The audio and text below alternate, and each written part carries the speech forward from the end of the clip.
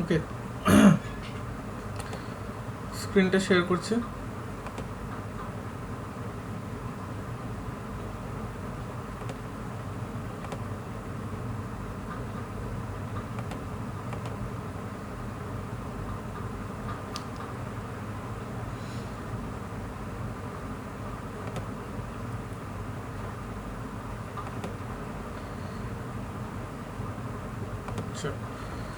So এবার আমরা actual inflammation process যেটা বা ইনফ্লামেটরি প্রসেস যেটা, এবং সেখানে কীভাবে সেলসগুলো মানে যে সেলসগুলো ইনফ্লামেটরি রিজিয়নে মানে এন্টার করছে সেই সেলসগুলো কীভাবে এই প্রসেসটাতে পার্টিসিপেট করে সেগুলো আমরা দেখব। ওকে, সো ইনফ্লামেশন কথাটা মানে লেমেন্স টার্মে যদি আমি ধরি, বা অনেকে মানে যারা ধর মানে ইমিউনোলজি পড়েনি তারা যেভাবে ভাবে যে ইনফ্লামেশন মানে হচ্ছে টিস্যু ড্যামেজ বা কোথাও ইনফ্লামেশন হয়েছে, মানে অনেকেই বলে মানে যে ঘা হয়েছে বা এরকম। তো সেটা বেসিক্যালি হচ্ছে মানে একটা ওভার্ট রিয়াকশন, মানে সেটা বডি ইনটেন্ড করে না, মানে সেটা বডির ইন্টেনশন নয়। মানে আমাদের ইমিউন সিস্টেম ইনফ্লামেশন প্রসেসটা মাউন্ট করে যাতে থ্রু দ্যাট প্রসেস আমাদের বডিতে যে প্যাথোজেন এন্টার করেছে বা কোনো একটা অ্যান্টিজেন এন্টার করেছে সেটাকে ক্লিয়ার করা যায়। বাট সেটা যদি কোনো কারণে ক্লিয়ার না হয় এবং ইনফ্লামেশন প্রসেসটা লং টার্ম হয়ে যায় বা অনেক সময় ওভার্ট রিয়াকশন হয়ে যায় কোনো কোনো কারণে, তখন একটা মানে টিস্যু ড্যামেজ হয়, যেটা আমরা অনেক ফর্মে দেখতে পাই। যেখানে ইনফ্লামেশনটা হয় সেখানে সেই রিজনটা ড্যামেজ হলে এক একটা ডিফারেন্ট ডিজিজ হয়। স্কিনে হলে স্কিন র্যাশেস মানে ঘা হতে পারে, বা জিআই ট্র্যাক্টে যদি ইনফ্লামেশন প্রলংড হয় তাহলে আলসার হতে পারে, এই জিনিসগুলো হয়। বাট মেনলি ইনফ্লামেশন প্রসেস যেটা হয় সেটা হচ্ছে, আচ্ছা, দুভাবে ইনফ্লামেশন প্রসেসকে ভাগ করা যেতে পারে। একটা হচ্ছে মানে কোথায় হচ্ছে এবং কত পিরিয়ডের জন্য, মানে কতক্ষণের জন্য হচ্ছে, কতটা সময় ধরে হচ্ছে। তো এরিয়া হিসেবে যদি বলি তাহলে inflammation process can be of two types, মানে লোকালাইজড আর সিস্টেমিক। ঠিক আছে, লোকালাইজড মানে হচ্ছে কোনো একটা বডি স্পেসিফিক রিজিয়নে ইনফ্লামেশনটা হচ্ছে এবং পুরো বডি এফেক্টেড হচ্ছে না তাতে। আর সিস্টেমিক মানে হচ্ছে মানে পুরো বডি এফেক্টেড হচ্ছে because of the inflammation process. এবার বেশিরভাগ ক্ষেত্রেই দেখা যায় যে কোথাও একটা যদি ইনফ্লামেশন হয়, মানে ধর হাতে কেটে গেছে, তার জন্য সেখানে ইনফ্লামেশন প্রসেসটা স্টার্ট হয়েছে, তার একটা এফেক্ট কিন্তু অনেক সময় ওভারঅল বডিতে পাওয়া যায়। মানে হালকা জ্বর জ্বর ভাব থাকে বা এই জিনিসগুলো যেগুলো হয় সেগুলো কিন্তু একটা সিস্টেমিক ইনফ্লামেশন প্রসেসের আন্ডারে পড়ে যায়। ঠিক আছে, আর যদি টাইম কোর্স বা ডিউরেশনের দিক থেকে দেখি তাহলে ইনফ্লামেটরি প্রসেস বা inflammation process can be of two types again. একটা হচ্ছে অ্যাকিউট আর একটা হচ্ছে ক্রনিক। অ্যাকিউট হচ্ছে যেটা মানে না নেম থেকেই বোঝা যাচ্ছে যে যেটা কুইকলি রিজলভ হয়ে যায়, আর ক্রনিক মানে যেটা প্রলং পিরিয়ডের জন্য চলতে থাকে। ঠিক আছে, প্রত্যেকটার পার্টস আছে, সেগুলো আমরা দেখব। সো শুরুতেই যেটা বলার দরকার সেটা হচ্ছে যে, এবং এটা আমি আগেও বলেছি, যে যখনই কোনো একটা রিজিয়নে ইনফ্লামেশন স্টার্ট হয়, ঠিক আছে, তখন first cell type to arrive there is neutrophil. ঠিক আছে, শুরুতেই নিউট্রোফিল সেখানে যায়, এবং এই যে নিউট্রোফিল ব্লাড থেকে কোনো একটা টিস্যু স্পেসে এন্টার করছে এবং সেই টিস্যু স্পেসে যে নিউট্রোফিলের ডিমান্ড বাড়ছে, তার জন্য নিউট্রোফিলের প্রোডাকশনও বেড়ে যায়। ঠিক আছে, বোন ম্যারোতে মানে নিউট্রোফিলের প্রোডাকশন অনেক সময় দেখা যায় যে 10-fold হয়ে যেতে পারে ইনফ্লামেশনের সময়, অ্যাকিউট ইনফ্লামেশনের সময়। এবার নিউট্রোফিল কিভাবে ইনফ্লামেটরি রিজিয়নে এন্টার করে সেসব তো আগেই ডিসকাস করেছি। ঠিক আছে, সেগুলো আর বলছি না। এগুলো সবই বলেছি যে নিউট্রোফিলের জন্য যে অ্যাট্রাক্টেন্ট হয় সেগুলো হচ্ছে বিভিন্ন রকমের হতে পারে।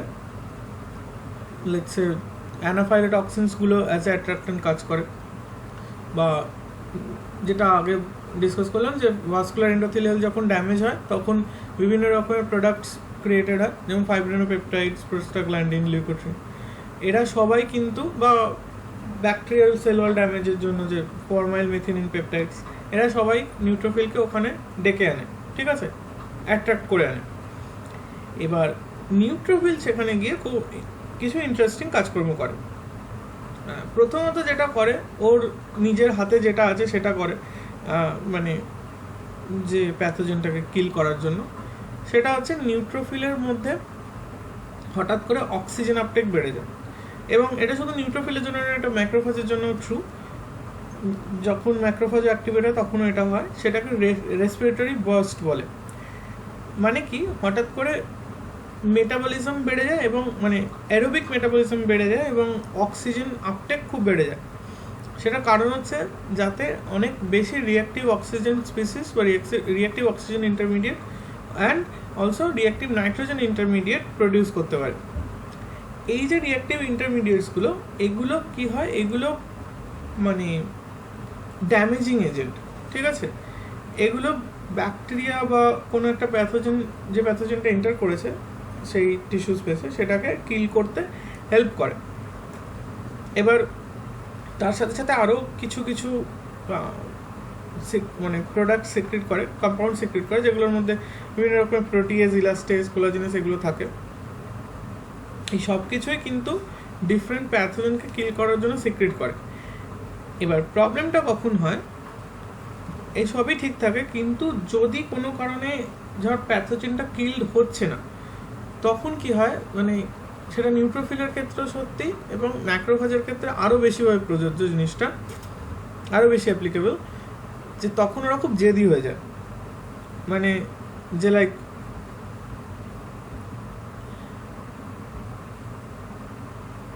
মানে আরও বেশি করে তখন তারা এই ধরনের ড্যামেজিং প্রোডাক্টসকে সিক্রেট করতে থাকে। তখন কি হয়, যে তখন যতটা না আমাদের ভালো হওয়ার কথা তার থেকে ক্ষতি বেশি হয়, কারণ যে সারাউন্ডিং টিস্যু বা যে সেলসগুলো রয়েছে, নর্মাল বডি সেলস যেগুলো রয়েছে, সেগুলো ড্যামেজড হতে থাকে, এবং সেটার জন্য মানে আমাদের কিন্তু তখন ক্ষতি হয়। কিন্তু তার আগে অবধি বেসিক্যালি এই যে জিনিস, এই যে প্রোডাক্টসগুলো সিক্রেটেড হয়, সেগুলো প্যাথোজেনকে কিল করার জন্য সিক্রেটেড হয়। এবং কিছু মানে সময় আমি কোশ্চেন দেখেছি, পাস জিনিসটা কি, এই পাসের মধ্যে কি থাকে। পাসের মধ্যে থাকে হচ্ছে ডেড সেলস, কারণ যখনই মাইক্রো অর্গানিজমসকে কিল করতে হয় তখন কিছু না কিছু সেলের ডেথ হয়, ঠিক আছে, মানে নর্মাল সেল ডেথ হয়। তো ডেড সেলস, মাইক্রো অর্গানিজমস, ঠিক আছে, together with accumulated fluid and various proteins. এবার অ্যাকিউমুলেটেড ফ্লুইড কোত্থেকে আসে, যখন ভ্যাসোডাইলেশন হয় তখন বলেছিলাম যে মানে ব্লাড ভেসেল থেকে ফ্লুইড ওই টিস্যু স্পেসে এন্টার করে, সেই যে ফ্লুইড অ্যাকুমুলেট হয় সেটার সঙ্গে ডেড সেল আর মাইক্রো অর্গানিজমস মিলে পাস ক্রিয়েট করে। এবার কোশ্চেনটা কীভাবে দেয় অনেক সময়, যে এই পাসের কম্পোজিশন হিসেবে দেয়, যে পাস কন্টেন্টস বলে কিছু কিছু দিল, এইভাবে দেয়। তো এবার যেটা বললাম যে লোকালাইজড হতে পারে ইনফ্লামেশন। এবার লোকালাইজড হলে মানে ওর কয়েকটা হলমার্ক আছে লোকালাইজড ইনফ্লামেশনের, এবং এই হলমার্কটা কিন্তু মানে অনেক 2000 ইয়ার্স ব্যাক এই হলমার্কটা মানে বানানো হয়েছিল, ঠিক আছে, যে কী কী দেখে বোঝা যাবে যে লোকালাইজড ইনফ্লামেশন আছে। এবং অবভিয়াসলি এটা স্কিন ইনফ্লামেশনের থেকেই মানে আইডেন্টিফাই করা হয়েছে, কারণ লাঙে যদি ইনফ্লামেশন হয় সেটা তো এইভাবে বোঝা যাবে না। বাট স্কিন ইনফ্লামেশনের ক্ষেত্রে যদি আমরা বলি মেনলি, তাহলে কী হয়, 4টে রিয়াকশন হয়। একটা হচ্ছে সোয়েলিং, একটা হচ্ছে রেডনেস, হিট, কারণ যেখানে ইনফ্লামেশনটা হয় সেই জায়গাটা হাত দিলে বোঝা যায় যে ওই স্কিনের ওই জায়গাটা গরম হয়ে আছে, এবং পেন কেন হয় আমি তো আগেই বললাম, এবং সেই টিস্যু রিজনটা লস অফ ফাংশনও হয় কিছুটা। এবার লস অফ ফাংশন স্কিনের ক্ষেত্রে তো ওরকমভাবে লস অফ ফাংশন বোঝা যায় না, বাট অন্য কোনো বডি রিজনে যদি হয় তাহলে সেখানে হয়তো অনেক সময় যদি ইনফ্লামেশনটা অনেক বেশি হয় তাহলে সেই টিস্যু বা সেই অর্গানটার লস অফ ফাংশনটা বোঝা যায় তখন। ঠিক আছে, আচ্ছা এবার এইসব জিনিসগুলো আমি অলরেডি ডিসকাস করেছি যে কোথাও টিস্যু ইঞ্জুরি হলে বা প্যাথোজেন ইনফেস্টেশন হলে ভাস্কুলার ভেসোডাইলেশন হয়, বিভিন্ন সেল সেখানে এন্টার করে, বডি ফ্লুইড এন্টার করে, তো সেই সেখানে বডি ফ্লুইড অ্যাকুমুলেট করে সেই টিস্যু রিজনটা ফুলে যায় এবং সেটাকে বলা হয় ইডিমা। ঠিক আছে, ওই ফেনোমেনাটাকে ইডিমা বলে। এবং সেখানে প্রথমে নিউট্রোফিল ঢোকে, দেন নিউট্রোফিল কি করে, এখানে এই বক্সটাতে খুব ভালোভাবে মানে বলা আছে, সামারাইজ করা আছে, এটা তোরা পরে যখন নিজেরা পড়বি তখন এই বক্সটার বা এই ফিগারটার হেল্প নিতে পারিস। তো এই নিউট্রোফিল সাবসিকুয়েন্টলি কি করে, সাবসিকুয়েন্টলি ম্যাক্রোফাজকে অ্যাট্রাক্ট করতে হেল্প করে, অলসো লিম্ফোসাইটস মানে টি লিম্ফোসাইটকেও অ্যাট্রাক্ট করতে হেল্প করে। ওকে,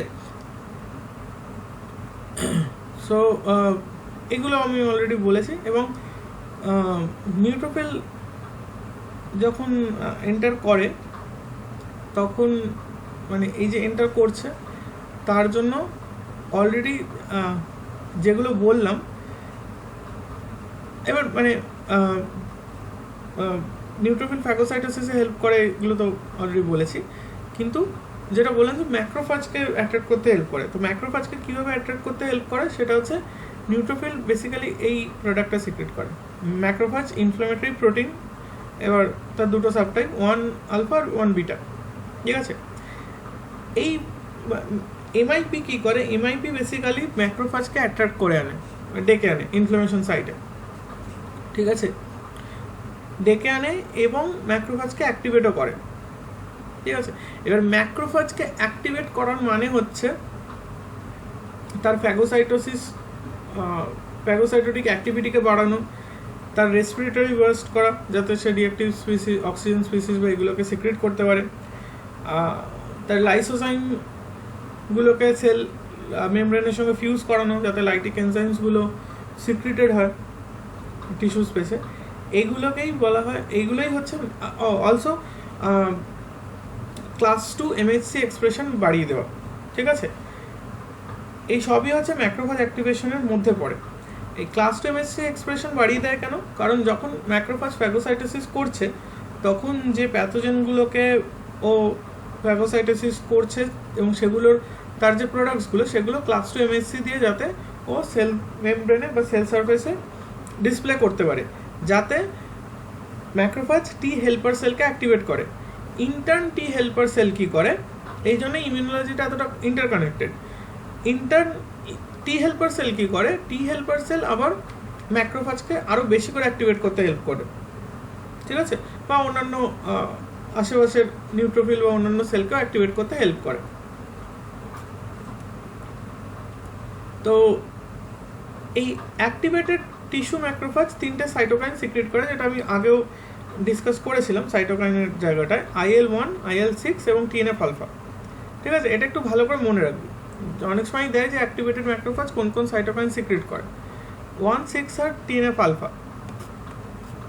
এবার প্রত্যেকের আলাদা আলাদা কিছু ফাংশন আছে, প্রত্যেকের মানে কী বলবো ওভারল্যাপিং কিছু ফাংশন আছে। এবার এই TNF আলফা আর IL-1 কী করে, এরা ভাস্কুলার পারমিয়েবিলিটি বাড়িয়ে দেয় এবং ভাস্কুলার এন্ডোথেলিয়াল সেলসে অ্যাডিশন মলিকিউলের এক্সপ্রেশন বাড়িয়ে দেয়, যাতে সাবসিকুয়েন্টলি যখন লিম্ফোসাইট বা আরও যখন নিউট্রোফিল বা ম্যাক্রোফাজ এন্টার করতে চাইবে যাতে করতে পারে, যাতে বেটার অ্যাটাচমেন্ট হয়। ঠিক আছে। এবার কে কোনটা করে মনে রাখা দরকার নেই, যেমন টিএনএফ আলফা ই সিলেক্টিনের এক্সপ্রেশন বাড়িতে, এগুলো অতটা দরকার নেই। আচ্ছা, আর একটা জিনিস হচ্ছে কি, এই আইএফএন গামা আর টিএনএফ আলফা কী করে, এরা কিন্তু পরে দেখবি মানে ইভেন লেখা আছে টেক্সটে যে এরা সিনার্জিস্টিক্যালি কাজ করে। ঠিক আছে, ইন্টারফেরনের আরও অন্যান্য ফাংশন আছে, সেগুলো আমি বলছি। মানে ভাইরাস, মানে ভাইরাল অ্যাটাক যখন হয় তখন ভাইরাসকে কন্ট্রোল করার জন্য ইন্টারফেরন মেজর রোল প্লে করে, সেটা আমি পরে বলছি। বাট এই ক্ষেত্রে যদি বলি, সেটা হচ্ছে যে এই আইএফএন গামা টিএনএফ আলফা কী করে, ম্যাক্রোফাজ এবং নিউট্রোফিলকে অ্যাক্টিভেট করে। তাহলে ম্যাক্রোফাজ অ্যাক্টিভেট হয়ে নিজেই টিএনএফ আলফা সিক্রিট করছে, কিন্তু সেই সিক্রিটেড টিএনএফ আলফা আবার কী করে, আরও বেশি করে ম্যাক্রোফাজকে বা আরও অন্যান্য যে ম্যাক্রোফাজ যেগুলো এন্টার করছে টিস্যু স্পেসে, তাদেরকে অ্যাক্টিভেট করতে হেল্প করে। অলসো নিউট্রোফিলকে অ্যাক্টিভেট করতে হেল্প করে। ঠিক আছে,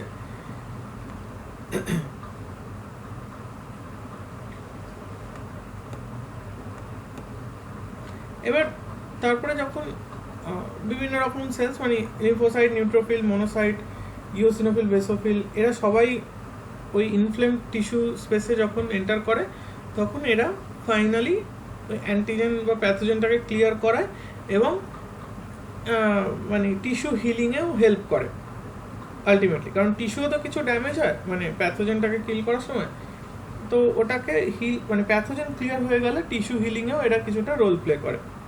এবং টিস্যু হিলিংয়ে যদি বলা হয় যে কে রোল প্লে করে, তাহলে সেটা মেনলি টিজিএফ বিটা। ঠিক আছে, ওকে, এই টিজিএফ বিটা টিস্যু হিলিংয়ে একটা মানে মেজর রোল প্লে করে, ফাইব্রোব্লাস্টকে অ্যাক্টিভেট করে, ফাইব্রোব্লাস্ট দেন টিস্যু রিপেয়ার এবং হিলিংয়ে রোল প্লে করে। আচ্ছা, এবং এই টিস্যু হিলিংটাও কিন্তু ইনফ্ল্যামেটরি প্রসেসের মধ্যেই পড়ে। ঠিক আছে, আচ্ছা, এবার এটা ছিল এতক্ষণ যেটা বললাম, সেটা হচ্ছে লোকালাইজড অ্যাকিউট ফেজ রেসপন্স। এবার হচ্ছে যে সিস্টেমিক অ্যাকিউট ফেজ রেসপন্সটা কি, এবার তার মানে কি। এবার সিস্টেমিক অ্যাকিউট ফেজ রেসপন্সের মধ্যে প্রথমেই যেটা বোঝা যায় সেটা হচ্ছে বডি টেম্পারেচার ইনক্রিজ করা। ঠিক আছে, এবং বডি টেম্পারেচার ইনক্রিজ করলে লাভটা কি হয়,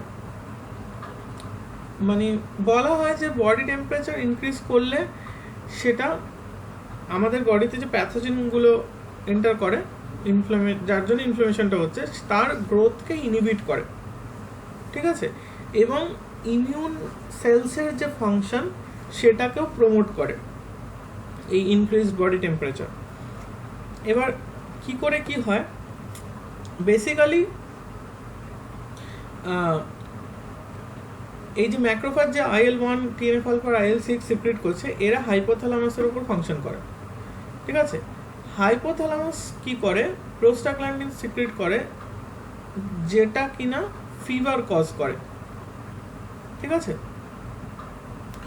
আচ্ছা, এই জন্য আমাদের বডি টেম্পারেচারটা বেড়ে যায়। ওকে, এবার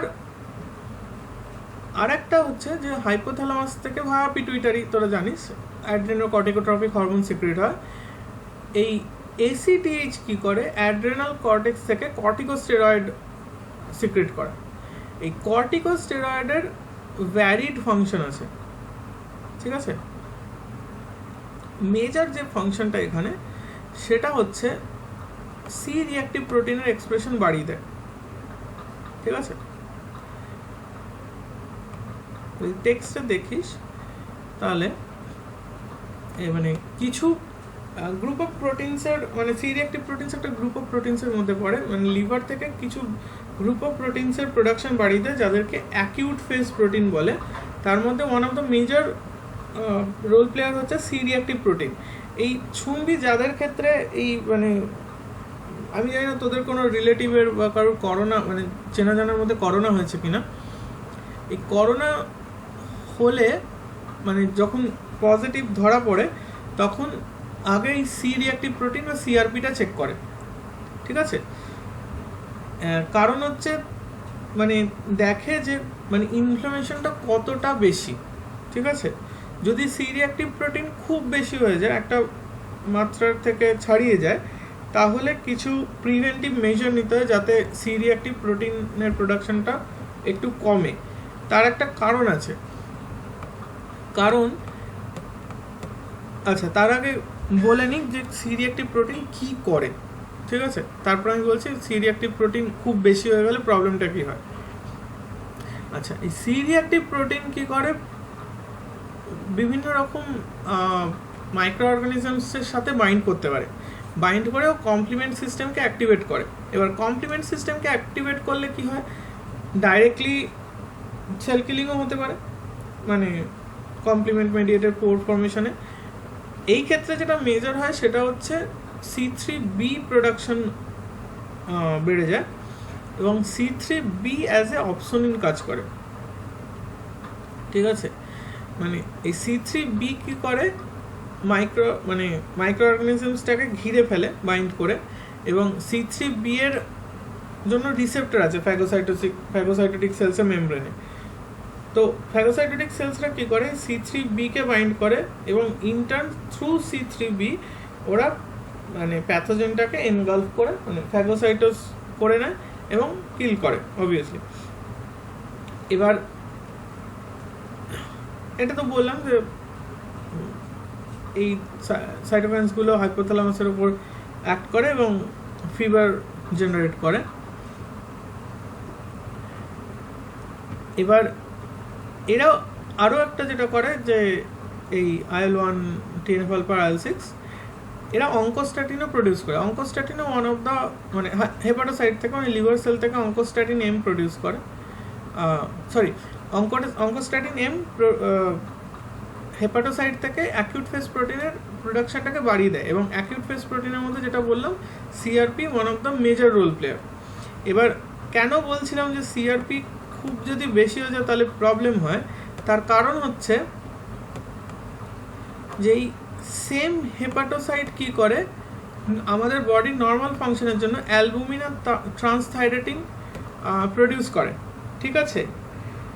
এবার যখন ইনফ্লামেশন হয় তখন কি হয়, এবং এই অ্যালবুমিন প্রোডাকশনের জন্য এই CEBP নেমড একটা ট্রান্সক্রিপশন ফ্যাক্টর রোল প্লে করে, ঠিক আছে। মানে এই ট্রান্সক্রিপশন ফ্যাক্টরটা ডিএনএ প্রোমোটার রিজনে বাইন্ড করে মানে ঠিক প্রোমোটার রিজনে না, মানে অন্য ডিএনএ মানে এনহ্যান্সার টাইপ অফ ডিএনএ এলিমেন্টে বাইন্ড করে কি করে, এই অ্যালবুমিন প্রোডাকশন এবং ট্রান্সথাইরেটিন প্রোডাকশনটাকে ইনক্রিজ করে, মানে ধরে রাখে, মেনটেন করে ওর প্রোডাকশনটা। সিমিলার দেখতেই আর একটা ট্রান্সক্রিপশন ফ্যাক্টর আছে NF-IL-6, ঠিক আছে। এরা দুজনেই কিন্তু লিউসিন জিপার মোটিভ ওলা ট্রান্সক্রিপশন ফ্যাক্টর, ঠিক আছে। তো এই NF-IL-6 কী করে, NF-IL-6 আবার এই সি রিঅ্যাক্টিভ প্রোটিন, সেরাম অ্যামাইলয়েড, এদের এইসব অ্যাকিউট ফেজ প্রোটিনের প্রোডাকশনটাকে ইনক্রিজ করে। তো যখন ইনফ্লামেশন হয় তখন কি হয়, যে এই CEBPর সেলের মধ্যে CEBPটা কমে যায় এবং NF-IL-6টা বেড়ে যায়, ঠিক আছে। যার জন্য কি হয়, হেপাটোসাইটসরা তখন অ্যালবুমিন ট্রান্সথাইরেটিন প্রোডাকশন কমিয়ে দেয় এবং অ্যাকিউট ফেজ প্রোটিনের প্রোডাকশনটা বাড়িয়ে দেয়। তো অ্যাকিউট ফেজ প্রোটিন যদি একটা লেভেলের উপরে চলে যায় তার মানে হচ্ছে যে মানে হেপাটোসাইটসটা প্রায় পুরোটাই অ্যাকিউট ফেজ প্রোটিন প্রোডাকশনে নিজেকে ডেডিকেট করে দিয়েছে, বডি নর্মাল ফাংশনের জন্য যে অ্যালবুমিন ট্রান্সথাইরেটিন দরকার সেগুলো প্রডিউস করছে না, তাতে বডির কিন্তু আবার ক্ষতি হতে পারে। তাই জন্য তখন কিছু প্রিভেন্টিভ মেজার্স নেওয়া হয় যাতে মানে এই অ্যাকিউট ফেজ প্রোটিন প্রোডাকশনটা একটু কমে এবং অন্যান্য দরকারি প্রোটিন মানে বডির নর্মাল ফাংশনের প্রোটিনসগুলো প্রোডাকশন আবার বেড়ে যায়, ঠিক আছে। তো এই CEBP আর NF-IL-6 থেকে কিন্তু কোশ্চেন দেয়, তো এই কনসেপ্টটা কিন্তু একটু ভালো করে মাথায় রাখবি, ওকে।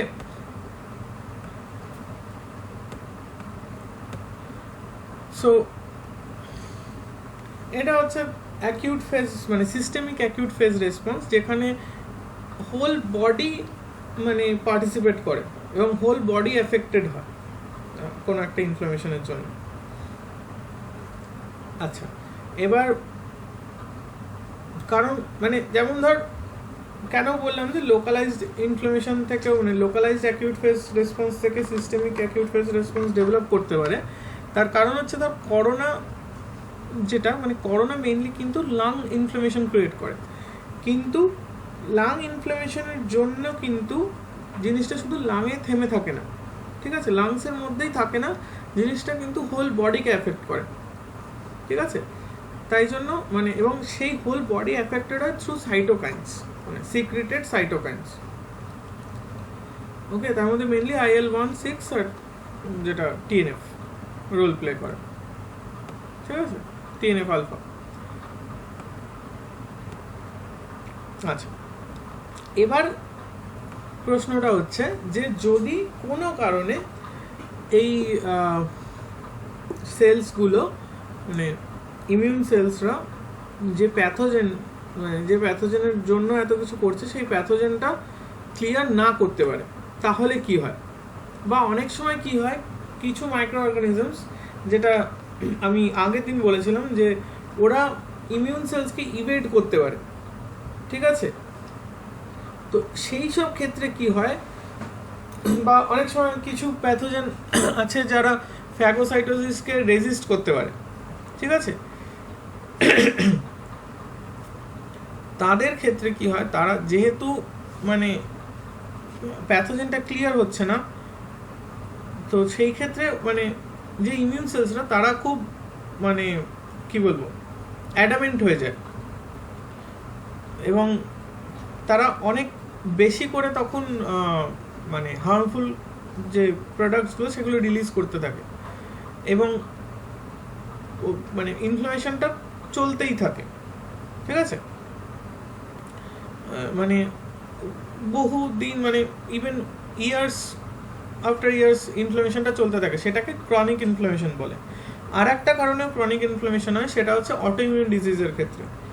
অটোইমিউন ডিজিজের ক্ষেত্রে মানে তোরা অলরেডি হয়তো জানিস, বা না জানলে আমি একটু ছোটো করে বলে দিচ্ছি। অটোইমিউন ডিজিজের ক্ষেত্রে যেটা হয় সেটা হচ্ছে বডির যে সেলফ প্রোটিন তার এগেনস্টে আমাদের নিজের বডিরই টি সেল অ্যাক্টিভ হয়ে যায়, ঠিক আছে। মানে কিছু টি সেলস যারা বডির সেলফ প্রোটিনের এগেনস্টে একটা রেসপন্স মাউন্ট করে, তো তাই জন্য সেই বডি যে রিজনের মানে ধর যেটা রিউমাটয়েড আর্থ্রাইটিস হয়, রিউমাটয়েড আর্থ্রাইটিসে যেটা হয় যে জয়েন্টসের যে প্রোটিনগুলো বোনের যে জয়েন্ট প্রোটিন সেগুলো, সেই জয়েন্ট প্রোটিনসগুলোকে T cell as a foreign recognise করে এবং তার এগেনস্টে ইনফ্লামেশন মাউন্ট করে, ঠিক আছে। সো জয়েন্টসগুলো ধীরে ধীরে মানে ড্যামেজ হতে থাকে এবং এটা ইয়ার আফটার ইয়ার চলতেই থাকে, মানে যতদিন মানুষটা বেঁচে থাকে তত জবের থেকে শুরু হয় জিনিসটা, মানে এটা কন্টিনিউড হতে থাকে। হ্যাঁ, এবার কিছু মেডিকেল ইন্টারভেনশন দিয়ে জিনিসটাকে কন্ট্রোলে রাখা যায়, বাট একটা ইনফ্লামেশন পারসিস্ট করে, ঠিক আছে, এবং আস্তে আস্তে জয়েন্টসগুলো ড্যামেজ হতে থাকে। তো এবার এই একটা কারণ যেটার জন্য মানে ক্রনিক ইনফ্লামেশন হতে পারে, ঠিক আছে। এবং অবভিয়াসলি ক্রনিক ইনফ্লামেশনে টিস্যু ড্যামেজ একটা হলমার্ক, মানে টিস্যু ড্যামেজ হবেই, মানে এক্সটেন্সিভ টিস্যু ড্যামেজ হয়। এবং ক্রনিক ইনফ্লামেশনের ক্ষেত্রে যেটা মানে কি বলবো সবার আগে জরুরি বা এরকমভাবেই বলা যায়, মানে ক্রনিক ইনফ্লামেশন তখনই হয় যখন ম্যাক্রোফাজ অ্যাক্টিভেটেড হয়, এবং অ্যাক্টিভেশন অফ ম্যাক্রোফাজ এবং accumulation of macrophage in the inflamed tissue space হচ্ছে ক্রনিক ইনফ্লামেশনের একটা হলমার্ক। এবং এই ম্যাক্রোফাজগুলোই কিন্তু টিস্যু ড্যামেজ করে অ্যাকচুয়ালি। তো যেটা হয় যে মানে ম্যাক্রোফাজ প্রথমে ওই টিস্যু স্পেসটায় এন্টার করে, প্যাথোজেনটাকে ক্লিয়ার করতে পারে না, যেহেতু ক্লিয়ার করতে পারে না তাই জন্য আরও ম্যাক্রোফাজকে ডেকে আনে, এবং একটা সময় গিয়ে দেখা যায় কি হয় যে ম্যাক্রোফাজগুলো কি করে মানে এবং এই যে ম্যাক্রোফাজগুলো এন্টার করছে সেই ম্যাক্রোফাজগুলো আবার টি লিম্ফোসাইটকে অ্যাক্টিভেট করে, টি লিম্ফোসাইট আবার ফার্দার আরও ম্যাক্রোফাজকে অ্যাক্টিভেট করে। তো এই ভিসিয়াস সাইকেলটা চলতে থাকে এবং একটা রিজন ক্রিয়েটেড হয় এই টিস্যু স্পেসটায়, যেটাকে গ্র্যানুলোমা বলে। ঠিক আছে, ক্রনিক ইনফ্লামেশনের ক্ষেত্রে এটা খুবই দেখা যায়, গ্র্যানুলোমা বলে। এটা টিউমার লাইক স্ট্রাকচার হয়, মানে একটা সেল কি বলবো সেলুলার ডেন্সড একটা স্ট্রাকচার তৈরি হয় এবং সেখানে কি থাকে, শুধু অ্যাক্টিভেটেড ম্যাক্রোফাজ থাকে এবং সারাউন্ডেড বাই অ্যাক্টিভেটেড লিম্ফোসাইটস। এবং যেহেতু ম্যাক্রোফাজগুলো খুব বেশি অ্যাক্টিভেটেড থাকে, তাই জন্য কী হয়, অনেক ম্যাক্রোফাজ এবং কি হয় যে একটার সঙ্গে ফিউজ করে গিয়ে অনেক বড় বড় সেল তৈরি করে, যেগুলোকে জায়েন্ট সেল বলে। এবং এদের কিন্তু টিস্যু ড্যামেজিং প্রপার্টি খুব হাই। ঠিক আছে, তো কি হয় যে যেহেতু ম্যাক্রোফাজ মানে বিভিন্ন রকম প্রোডাক্ট সিক্রেট করে টিস্যু ড্যামেজ করে, তাই জন্য এই টিস্যু ড্যামেজ আবার কি করে, এবং টিস্যু ড্যামেজ এবং অ্যাক্টিভেটেড ম্যাক্রোফাজ এরা কি করে, ফাইব্রোব্লাস্টকে অ্যাক্টিভেট করে, মানে টিস্যু রেসিডেন্ট ফাইব্রোব্লাস্টকে অ্যাক্টিভেট করে। এই টিস্যু রেসিডেন্ট ফাইব্রোব্লাস্ট কি করে, ও ভাবে যে টিস্যুটাকে এবার রিপেয়ার করতে হবে, তো তখন কুইক রিপেয়ারের জন্য কি করে, খুব high amount of collagen produce করে এবং সিক্রেট করে।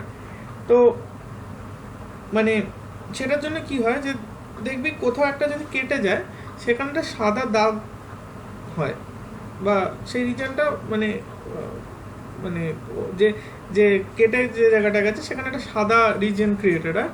ওই সাদা রিজন যেটা ক্রিয়েটেড হয় সেটা হচ্ছে স্কার টিস্যু, মানে সেটা কোলাজেন রিচ একটা টিস্যু, মানে সেটা নর্মাল কিন্তু স্কিন সেলস ফিল্ড যে টিস্যু সেটা কিন্তু নয়। তো এরকম যেখানেই এরকম ক্রনিক ইনফ্লামেশন হয়, সেখানে স্কার টিস্যু দিয়ে ওই রিজনটা মানে টিস্যুটা মানে ভরে যেতে থাকে।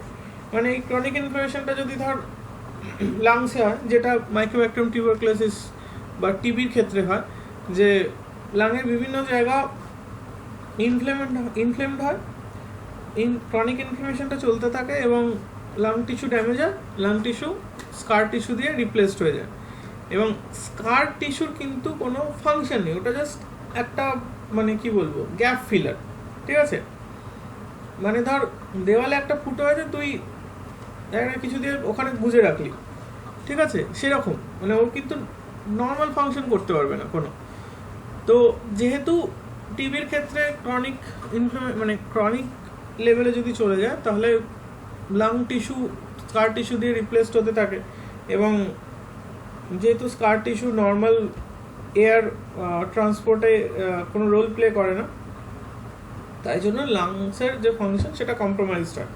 সেটা যে কোনো টিস্যুতেই হতে পারে। যদি কিডনি টিস্যুতে হয়, তাহলে কিডনি টিস্যু ফাইব্রাস টিস্যু দিয়ে ভরে যাবে এবং কিডনির নর্মাল ফাংশন কম্প্রোমাইজড হবে। এবং এইটাই হচ্ছে অটোইমিউন ডিজিজের জন্য যে বিভিন্ন অর্গান ফাংশন যে কম্প্রোমাইজড হয়, মানে যেখানে যে রিজনের অটোইমিউন ডিজিজ, মানে কিডনির হোক বা লাংসের হোক বা বোনসের মানে জয়েন্টসের ক্ষেত্রে হোক, যে রিজনেই অটোইমিউন ডিজিজটা হোক না কেন, সেই রিজনে কিন্তু আস্তে আস্তে সেই রিজনটা স্কার টিস্যু দিয়ে রিপ্লেসড হয় এবং তার নর্মাল ফাংশনটা কম্প্রোমাইজড হয়। আচ্ছা, এবার এই অটোইমিউন ক্রনিক ইনফ্লামেশনে কারা রোল প্লে করে মেনলি সেটা দেখব।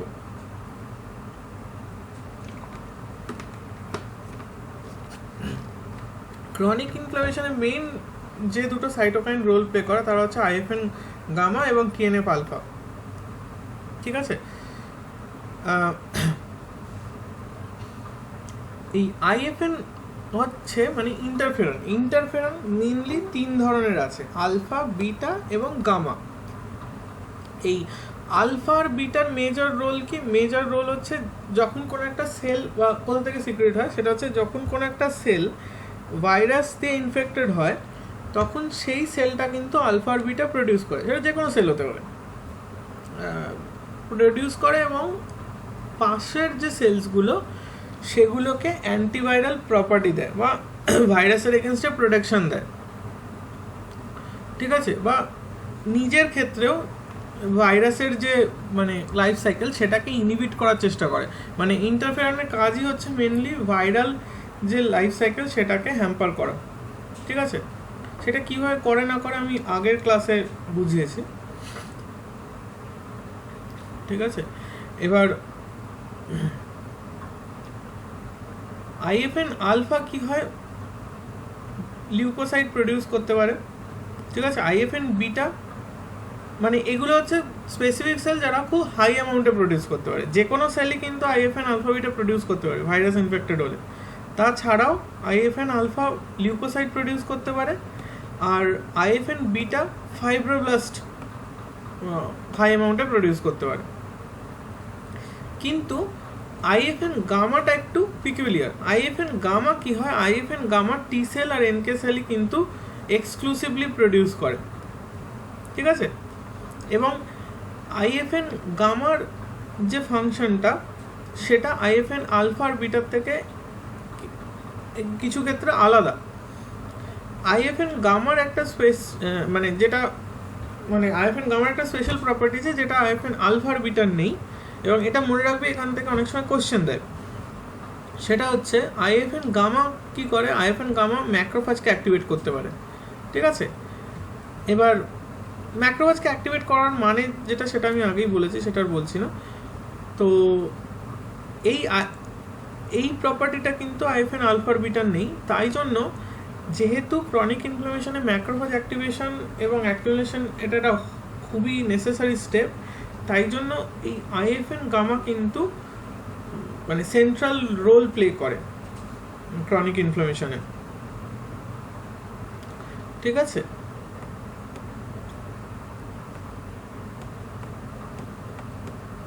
এবার কোলেস্টক্সিন জিনিসটা তোরা একটু বাড়িতে পড়বি, এই প্যারাটা পড়বি, তাহলেই বুঝতে পারবি কোলেস্টক্সিন জিনিসটা কি। কিন্তু কোলেস্টক্সিন জিনিসটাকে একটু মানে পড়ে রাখবি। আমি কোশ্চেন দেবেই, এখান থেকে বলতে পারবো না, বাট এটা ইন্টারেস্টিং কনসেপ্ট। আচ্ছা, তো আর টিএনএফ আলফা, যেটা টিএনএফ আলফা মানে ম্যাক্রোফাজ সিক্রেট করে, ঠিক আছে। টিএনএফ আলফা ম্যাক্রোফাজ, এবং টিএনএফ আলফা কথাটার মধ্যেই আছে যে টিউমার নেক্রোসিস ফ্যাক্টর। তো ইনিশিয়ালি যখন ডিসকভার করা হয়েছিল, মানে কোলেস্টক্সিনের সঙ্গে যেটা রিলেটেড, ইনিশিয়ালি যখন ডিসকভার করা হয়েছিল তখন দেখা গেছিলো যে এই টিএনএফ আলফা টিউমার সেলসকে কিল করতে পারে, ঠিক আছে।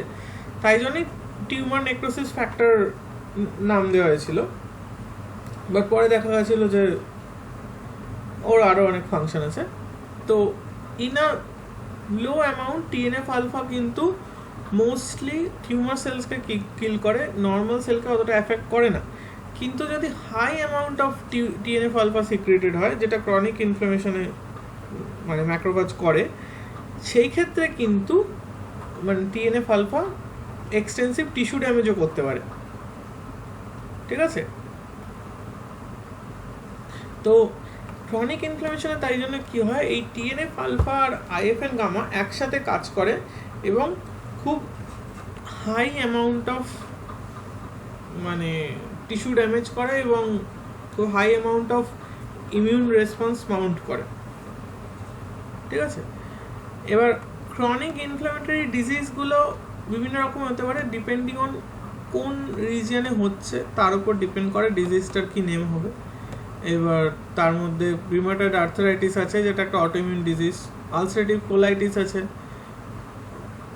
যেটা মানে বেসিক্যালি আলসার বলতে আমরা যা বুঝি।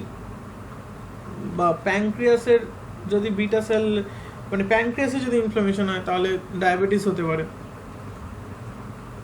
ঠিক আছে। এরকম বিভিন্ন রকমের ডিজিজ, গ্রেভস ডিজিজ, থাইরয়েডের ইনফ্লামেশন হলে, থাইরয়েড ড্যামেজ হলে গ্রেভস ডিজিজ হতে পারে।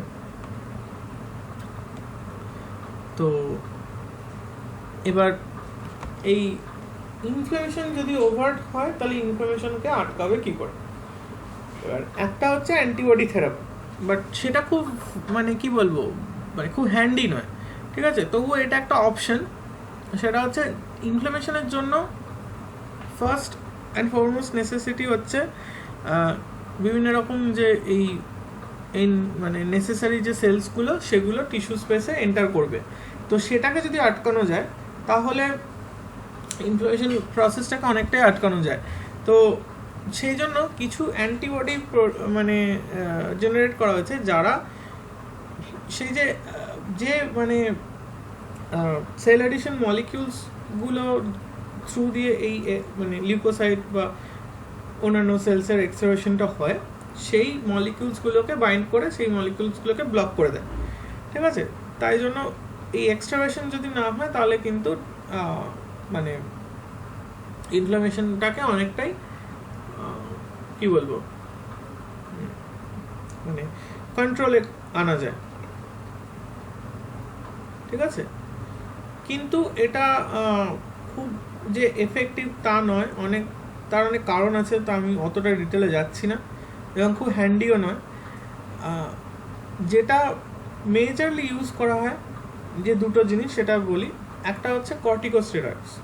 ঠিক আছে, corticosteroid as a inflammatory drug use করা হয়। কর্টিকোস্টেরয়েডগুলো সবই কোলেস্টেরলের ডেরিভেটিভ, মানে যে কোনো স্টেরয়েডই কোলেস্টেরলের ডেরিভেটিভ হয়। এবার কর্টিকোস্টেরয়েডের মধ্যে কিছু নেম আছে যেগুলো একটু মনে রাখার চেষ্টা করিস, অ্যাটলিস্ট এইটা মনে রাখিস, প্রেডনিসন।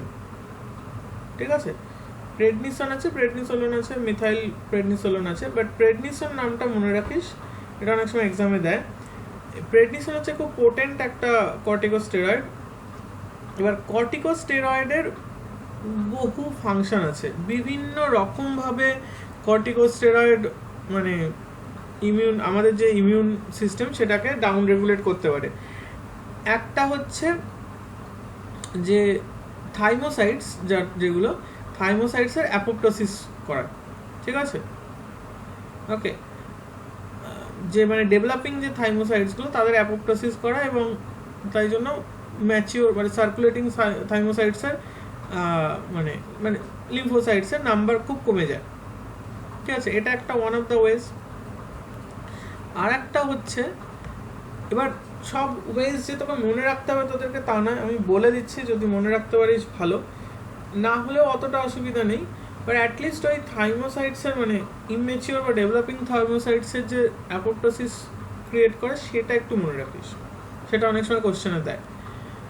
আচ্ছা, তো আর একটা ওয়ে হচ্ছে বাইন্ডিং অফ দিস মানে এই যে এনএফ কাপ্পাবির সঙ্গে যখন বাইন্ড করে তখন ও কি করে, যে কর্টিকোস্টেরয়েড, এটা মানে বেসিক্যালি কর্টিকোস্টেরয়েড মানে এনএফ কাপ্পাবি যে ইনহিবিটর আই কাপ্পাবি তার প্রোডাকশনটাকে বাড়িয়ে দেয়। তো আই কাপ্পাবি কি করে, এনএফ কাপ্পাবির সঙ্গে বাইন্ড করলে এনএফ কাপ্পাবিকে নিউক্লিয়াসে ঢুকতে দেয় না, সাইটোসলে ধরে রাখে। ঠিক আছে, এবার এনএফ কাপ্পাবি যদি নিউক্লিয়াসে না ঢোকে তাহলে ও যে নেসেসারি জিনস যেগুলো মানে লিম্ফোসাইট ফাংশনের জন্য দরকারি, মানে টি সেল অ্যাক্টিভেশন, সাইটোকাইন প্রোডাকশন, এগুলোর জন্য তো দরকার এনএফ কাপ্পাবিটা, সেটা হয় না। তো তাই জন্য টি সেলের ফাংশন কম্প্রোমাইজড হয়। ঠিক আছে, আরও যেটা থার্ড যেটা করে সেটা হচ্ছে ফ্যাগোসাইটোটিক সেলসের যে ফ্যাগোসাইটোটিক অ্যাক্টিভিটি সেটাকে ইনহিবিট করে। ঠিক আছে, এবং ক্লাস 2 MHC এবং ওর এক্সপ্রেশনটাকে কমিয়ে দেয়। ঠিক আছে, এবং IL-1 প্রোডাকশনকেও ড্রামাটিক্যালি রিডিউস করে। আর একটা খুব ইম্পর্টেন্ট ফাংশন আছে যেটা একটু মনে রাখিস কর্টিকোস্টেরয়েডের ক্ষেত্রে, সেটা হচ্ছে কর্টিকোস্টেরয়েড কী করে, এবং এটা সেল বায়োলজির দিক থেকেও আমি মনে রাখতে বলছি। কর্টিকোস্টেরয়েড কী করে, লাইসোসোমাল মেমব্রেনকে স্টেবিলাইজ করে। ঠিক আছে, যার জন্য কি হয়, এই যে বিভিন্ন রকম ইমিউন সেলস যারা লাইটিক এনজাইম সিক্রেট করে টিস্যু স্পেসে, সেটা তারা করতে পারে না, যেহেতু লাইসোসোমাল মেমব্রেনটাকে স্টেবিলাইজ করে দেয় কর্টিকোস্টেরয়েড। ওই লাইসোসোমসগুলো তখন মানে সেল মেমব্রেনের সঙ্গে ফিউজ করতে পারে না, বা যার জন্য ওই লাইটিক এনজাইমসগুলো সিক্রেটেড হয় না। এই স্টেরয়েড ছাড়াও আর একটা ধরনের ড্রাগ আছে যেটা ইনফ্লামেশনের ক্ষেত্রে ইউজ করা হয়, কারণ স্টেরয়েডের কিছু ডাউন সাইডও আছে, মানে কিছু মেজর ডাউন সাইড আছে। যেহেতু স্টেরয়েড মানে হাই অ্যামাউন্টের সেল মানে কিলিং করায়, তাই জন্য স্টেরয়েড কী করে মানে ব্রেন সেলসকেও মানে নিউরনসকেও কিন্তু ড্যামেজ করে, ঠিক আছে। তো মানে বেশি অ্যামাউন্টে স্টেরয়েড নিলে কিন্তু বিভিন্ন রকম নিউরোলজিক্যাল ডিসঅর্ডার তখন দেখা যায়, তাই জন্য যতটা কম স্টেরয়েড দেওয়া যায় ততটাই চেষ্টা করা হয়। এর স্টেরয়েড ছাড়াও আরেকটা যে ড্রাগ সেটা হচ্ছে NSAID, non steroidal anti inflammatory drug, ঠিক আছে, মানে অ্যান্টি ইনফ্ল্যামেটরি ড্রাগ কিন্তু সেটা স্টেরয়েড নয়। ওকে, তো কনভেনশনাল যে এনএসএআইডি সেটা দুটো, এবার কক্স হচ্ছে সাইক্লোঅক্সিজেনেস, মানে যেটা তোর সাইক্লোঅক্সিজেনেসের কথাটা আগেই বলেছিলাম যে অ্যারাকিডনিক অ্যাসিড থেকে সাইক্লোঅক্সিজেনেস পাথওয়ে থ্রু দিয়ে থ্রম্বক্সিন প্রোস্টাগ্ল্যান্ডিন এগুলো প্রডিউসড হয়, যেগুলো ইনফ্লামেশনের রোল প্লে করে। এবার কক্স 1 আছে, কক্স 2 আছে, ঠিক আছে, দু রকম কক্স আছে। এবার এই কনভেনশনাল এনএসএআইডি যেগুলো সেগুলো দুটোকেই ইনহিবিট করে, ওকে। আর কক্স 2 স্পেসিফিক এনএসএআইডি এখন ডেভেলপ করা হয়েছে, যেটা কিনা শুধু কক্স 2কে ইনহিবিট করে। এবার কেন করা হয়েছে, কারণ কক্স 1 বেসিক্যালি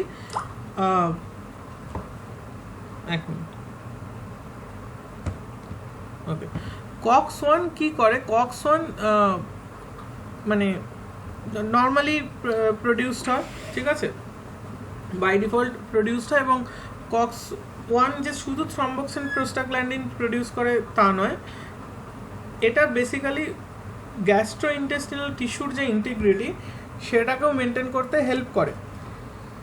কিন্তু তাই জন্য মানে কনভেনশনাল এনএসএআইডির ক্ষেত্রে অসুবিধাটা যেটা ছিল সেটা হচ্ছে ওটা ইনফ্লামেশনকে তো আটকাতো, কিন্তু গ্যাস্ট্রোইন্টেস্টিনাল টিস্যুর কিন্তু ড্যামেজও করতো, ঠিক আছে। তখন দেখা যেত মানে একটা জায়গার ইনফ্লামেশন কমাতে গিয়ে গ্যাস্ট্রোইন্টেস্টিনাল টিস্যুর আবার মানে ইনফ্লামেশন শুরু হয়ে যাচ্ছে, কারণ মানে ওখানে আলসার মানে টিস্যু ড্যামেজের জন্য আলসার হচ্ছে বা এই ধরনের প্রবলেম দেখা যাচ্ছিল। তাই জন্য কক্স 2 স্পেসিফিক এনএসএআইডি ডেভেলপ করা হয়েছিল। কক্স 2 কী হয়, কক্স 2 যখন ইনফ্লামেশন মানে হয় তখনই কিন্তু আপরেগুলেটেড হয় মেনলি, ঠিক আছে। মানে কক্স 2 হচ্ছে ইনফ্লামেশন স্পেসিফিক সাইক্লোঅক্সিজেনেস, তাই জন্য এখন ইমপ্রুভড এনএসআইডি ডেভেলপ করা হয়েছে যেটা কক্স 2 স্পেসিফিক, যেটা শুধু ইনফ্লামেশনটাকেই আটকায়, মানে থ্রম্বক্সিন প্রোস্টাগ্ল্যান্ডিন প্রোডাকশনটাকেই আটকায়, নর্মাল গ্যাস্ট্রোইন্টেস্টিনাল টিস্যু ড্যামেজ করে না, ঠিক আছে। তো এই কক্স 2 আর কক্স 2 স্পেসিফিক এনএসএআইডি এই জিনিসটা একটু মাথায় রাখবে, যেটা বললাম। এখান থেকে কোশ্চেন কিন্তু দেয় মাঝে মাঝে, ঠিক আছে। তো এই হচ্ছে মোটামুটি ইনফ্লামেশন কখন কেন হয়, তার ইনফ্লামেশনে কে কে পার্টিসিপেট করে এবং তারা কিভাবে করে, ওকে। তো এই চ্যাপ্টারটা থেকে কারোর কোনো ডাউট বা প্রশ্ন আছে কিনা একটু বল।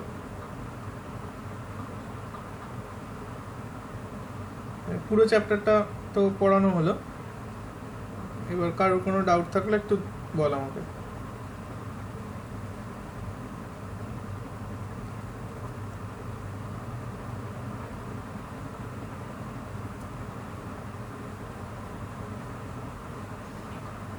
আচ্ছা, যদি না থাকে তাহলে আমি অটোইমিউন ডিজিজটা শুরু করছি। আমি অটোইমিউন ডিজিজ মানে খুব বেশি পড়ানোর কিছু নেই, আমি কয়েকটা জিনিস বলে দিচ্ছি, সেগুলো পড়লেই হবে, ঠিক আছে।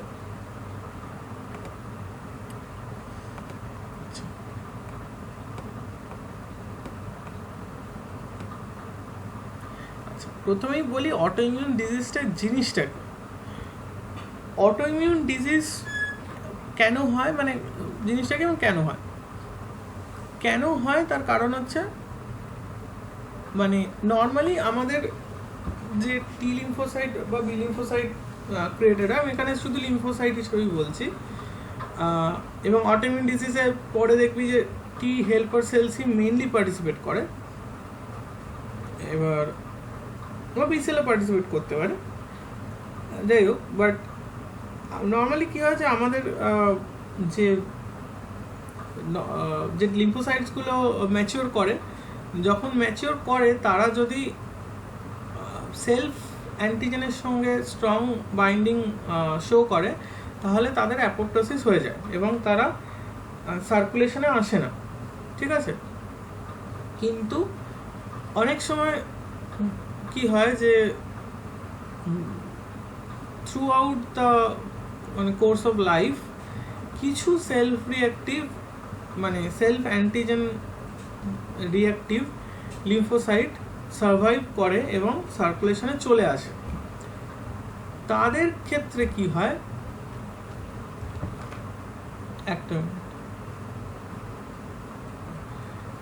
তখন তাদের ক্ষেত্রে কি হয়, তারা যখন ফাইনালি ধর কিডনির কোনো একটা প্রোটিনের এগেনস্টে কিছু টি সেল, কিছু রিঅ্যাক্টিভ টি সেল সার্ভাইভ করে সার্কুলেশনে চলে এসছে, তারা যখন ফাইনালি কিডনি স্পেসে যায়, কিডনিতে গিয়ে সেই অ্যান্টিজেনটাকে রেকগনাইজ করে এবং তখন সেটাকে অ্যাজ এ ফরেন রেকগনাইজ করে। তারা যখন রেকগনাইজ করে তখন কি হয়, তারা দেন ফাইনালি প্রলিফারেট করে এবং সেখানে ইনফ্লামেশন প্রসিডিওর স্টার্ট করে, ঠিক আছে। এবং সেই রিজিয়ন টিস্যু স্পেসটাকে ড্যামেজ করতে থাকে। এতক্ষণ যে ইনফ্লামেশন প্রসেসটা বললাম যেভাবে হয়, exactly similar inflammation process Mount করে এবং টিস্যু রিজিয়নটা ড্যামেজ করতে থাকে। এটা হচ্ছে বেসিক্যালি অটোইমিউন ডিজিজের বেসিক্স। এবার এটা ছাড়াও আরেকটা ওয়েতে অটোইমিউন ডিজিজ হয়, সেটা হচ্ছে অনেক সময় কি হয়, কিছু কিছু ভাইরাস যখন বডিতে অ্যাটাক করে তখন কিছু ভাইরাল প্রোটিন বডি প্রোটিনকে মিমিক করে, ঠিক আছে। তো সেই ভাইরাল প্রোটিনের এগেনস্টে যদি অ্যান্টিবডি প্রডিউসড হয় বা টি মেমোরি সেলস জেনারেটেড হয়, তখন কি হয়, সেই টি সেলসগুলো যখন ফাইনালি যে বডি প্রোটিনটাকে ভাইরাসটা মিমিক করেছিল সেই বডি প্রোটিনটা সেই টিস্যু স্পেসে সেই বডি প্রোটিনটাকে রেকগনাইজ করে, তখন সেই টি সেলটা বা সেই অ্যান্টিজেন সেই অ্যান্টিবডি সেটাকে অ্যাজ এ ফরেন ভাবে এবং এগেন সেম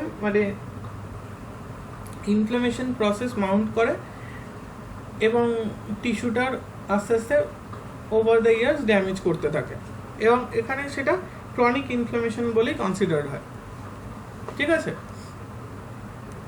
এবার আমি এই কারণে বললাম এখানে বেশি কিছু পড়ানোর নেই, কারণ এই চ্যাপ্টারটায় বিভিন্ন রকম অটোইমিউন ডিজিজ তাদের কোথায় হয় এবং তার কী কী ফিচার্স সেগুলো ডিসকাস করেছে। বাট অত কিছু পড়ার কিন্তু খুব একটা দরকার নেই। ধর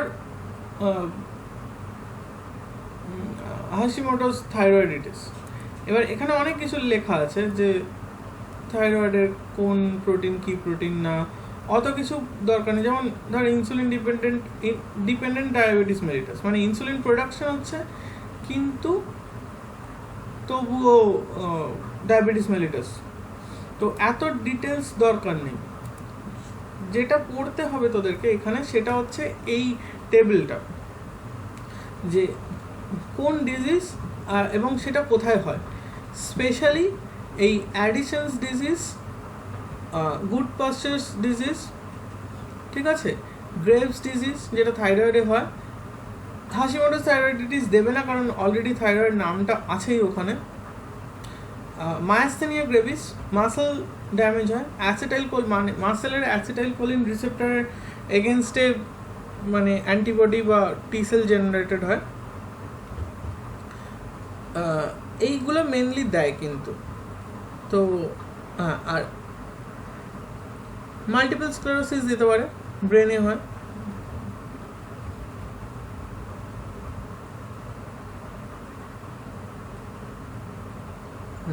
আর এই এসএলই সিস্টেমিক লিউপাস এরিথ্রোমেটোসিস আরবিসি আর প্লেটলেট মেমব্রেনকে ড্যামেজ করে। এই কয়েকটা মানে খুবই ইম্পর্টেন্ট, বাকিগুলো মনে রাখার চেষ্টা করবি। সো এই টেবিলটা মনে রাখলে এই চ্যাপ্টারটা থেকে হবে, মানে এই চ্যাপ্টারটা থেকে আর বেশি কিছু ডিটেলস পড়ার দরকার নেই, ঠিক আছে?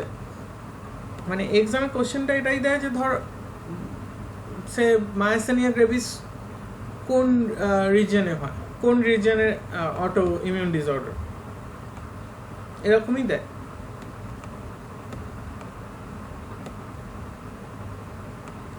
ঠিক আছে, তো যেমন ধর মায়াসেনিয়া গ্রেভিসে অ্যাসিটাইল কোলিন যে অ্যাসিটাইল কোলিন রিসেপ্টরে বাইন্ড করে, সেই অ্যাসিটাইল কোলিন রিসেপ্টরগুলোকেই অটো ইমিউন অ্যান্টিবডি বাইন্ড করে নেয়।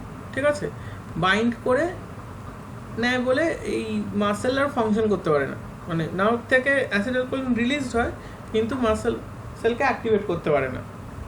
ঠিক আছে, তো ধীরে ধীরে মাসেল সেলের ফাংশনটা লস হতে থাকে এবং অলসো ইনফ্লামেশন জেনারেট করে, তো মাসেল সেলের মানে সেই ইনফ্লামেশন মেডিয়েটেড ড্যামেজও হয়। আর একটা জিনিস হচ্ছে মডেল, মানে mouse models for autoimmune disease, তার মধ্যে এইটা খুবই ইম্পর্টেন্ট, এই নন ওবেস ডায়াবেটিক মাউস। ঠিক আছে, ইনসুলিন ডিপেন্ডেন্ট ডায়াবেটিস মেলিটাসের একটা অ্যানিমাল মডেল, এইটা একটু মনে রাখবি। ঠিক আছে, আর যদি পারিস তাহলে এইটা মনে রাখবি, এনজিবি এনজিডাব্লিউ। এই এনজিবি এনজিডাব্লিউ হচ্ছে এসএলইর একটা মাউস মডেল। এই দুটো একটু মনে রাখার চেষ্টা করিস, বাট নট থেকে কিন্তু কোশ্চেন দেয়।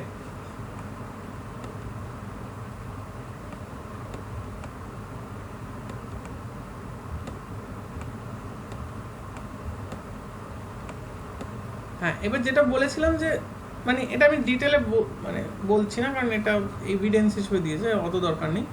যে অটোইমিউন ডিজিজের ক্ষেত্রে মেজর রোল প্লে করে CD4 plus T helper cell. এবার CD4 plus T helper cell মানে autoimmune CD4 plus T helper cell যদি জেনারেটেড হয়ে যায় একবার, তাহলে তারা কিন্তু অটোইমিউন বি সেলসও জেনারেট করতে পারে, মানে বি সেলকে অ্যাক্টিভেট করে অটোইমিউন অ্যান্টিবডি প্রোডাকশনে হেল্প করে। ঠিক আছে, আচ্ছা, প্রপোজ মেকানিজম এখানে আছে, মানে যেটা আমি অলরেডি বললাম সেটাই আছে, যে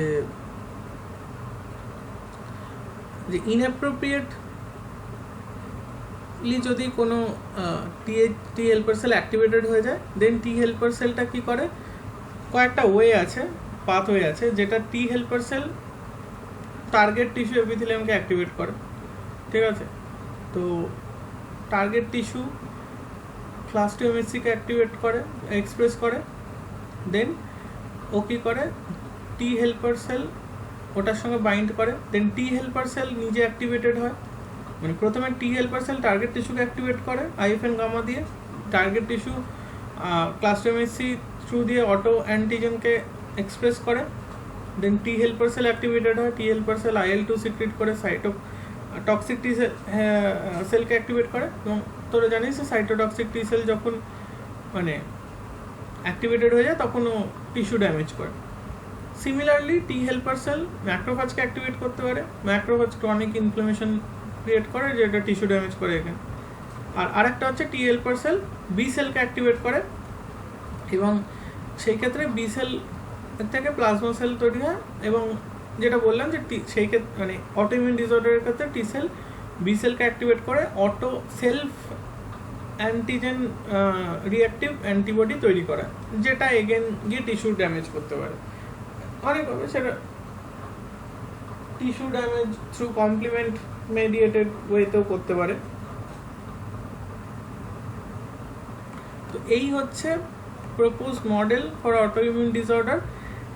এই ফিগারটা একটু মাথায় রাখবি, এটা খুবই কনসেপচুয়াল, মানে তোরা এতদিন যা যা পড়ে এসছিস ইমিউনোলজিতে, মানে আমি যা যা পড়ে এসেছি সেটারই একটা ইমপ্লিকেশন।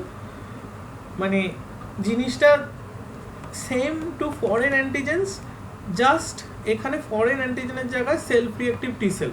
ঠিক আছে, আদারওয়াইজ যা হচ্ছে জিনিসটা কিন্তু সিমিলার টু হতো ফরেন অ্যান্টিজেন যদি হতো। ফরেন অ্যান্টিজেনের ক্ষেত্রে এখানে টিস্যুর জায়গায় কোনো প্যাথোজেন থাকতো, ঠিক আছে, এই আর কোনো কিন্তু বিশেষ ডিফারেন্স নেই মানে পুরো ফ্লো চার্টটাতে। তো এইটা মনে রাখবি, আর ওই যে টেবিল দুটো বললাম সেই টেবিল দুটো মনে রাখবি, তাহলেই এখানে হবে।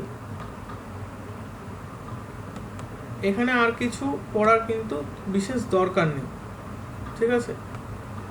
আর এটা আমি অলরেডি বলে দিয়েছি, molecular mimicry May contribute to autoimmune disease, যেটা মোস্টলি ভাইরাস করে, কিছু কিছু ক্ষেত্রে ব্যাকটেরিয়াও করতে পারে, বাট মোস্টলি এটা কিন্তু ভাইরাল মেডিয়েটেড হয়,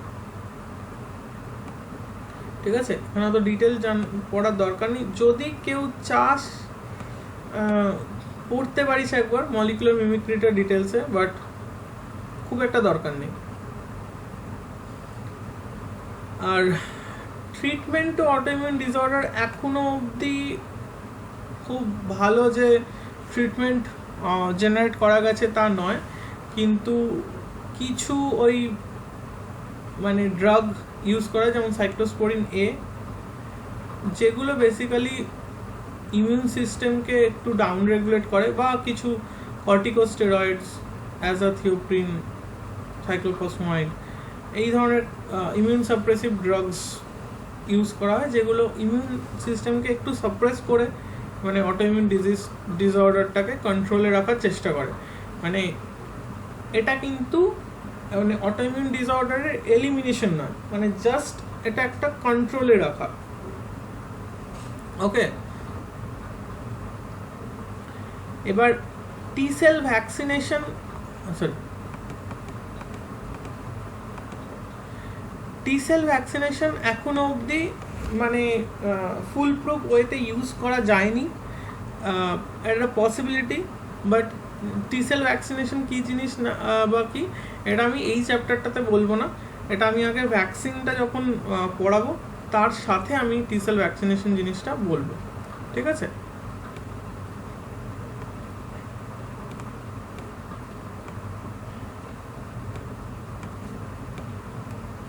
তো এই সমস্ত কিছু আমি তখনই বলবো যখন আমি ভ্যাকসিনেশনের জায়গাটা পড়িয়ে নেবো, তারপরে বলবো। তো সেটা আমি ভ্যাকসিনেশনের চ্যাপ্টারটা আজকে পড়াবো না, নেক্সট ডেতে আমি ভ্যাকসিনেশনের চ্যাপ্টারটা পড়াবো। তো মোটামুটি তোরা যদি পুরো কুবের চ্যাপ্টারগুলো দেখিস তাহলে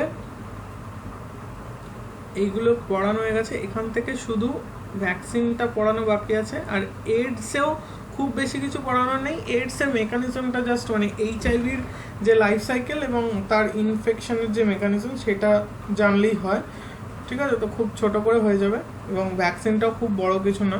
এই দুটো জিনিস আমি পরের দিন পড়াবো, এবং তার সাথে এই ইনফেকশাস ডিজিজের ক্ষেত্রে প্রোটোজোয়ান ইনফেকশন এবং প্যারাসাইটিক ইনফেকশনটা বাকি আছে, ওই দুটো পড়িয়ে দেবো। এইগুলো পড়ালে মোটামুটি আমার ইমিউন সিস্টেমটা শেষ হয়ে যাবে। আর একটা দিন লাগবে যেদিন আমি ওই অ্যান্টিবডির একটা চ্যাপ্টার আছে, মানে অ্যান্টিবডি কত রকমের হয়, তার কী ফাংশন, ওটা শর্টে পড়াবো। আর সাইটোকাইন্সের মানে ওভারঅল সামারি একটা করানো দরকার, যেটার জন্য একটা চ্যাপ্টারও আছে ডেডিকেটেড, সেটা আমি একটু করিয়ে দেবো, ঠিক আছে। কারণ ওখান থেকে অনেক কোশ্চেন আসে সাইটোকাইন থেকে। তো আর দুটো ক্লাস হলে আমার ইমিউন সিস্টেমটা শেষ হয়ে যাবে। আচ্ছা, কারোর কোনো অটোইমিউন ডিসঅর্ডার থেকে কারোর কোনো প্রশ্ন আছে?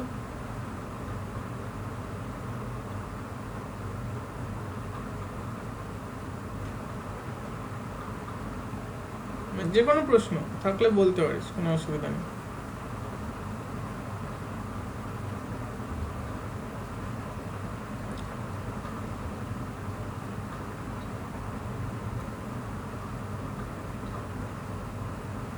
আচ্ছা, যদি না থাকে আমি এগেন 10 মিনিটসের একটা ব্রেক নেব এখানে, তারপর আমি ডেভেলপমেন্টাল বায়োলজি স্টার্ট করব। তো আজকে আমি মানে মেটামরফোসিস পড়াবো আগে, তারপরে আমি বলছি বাকি আমার প্ল্যানটা, বাট ঠিক আছে। এখানে তাহলে আমি একটা ব্রেক নিচ্ছি 10 মিনিটসের, 10 মিনিটস পরে আবার আমরা জয়েন করবো।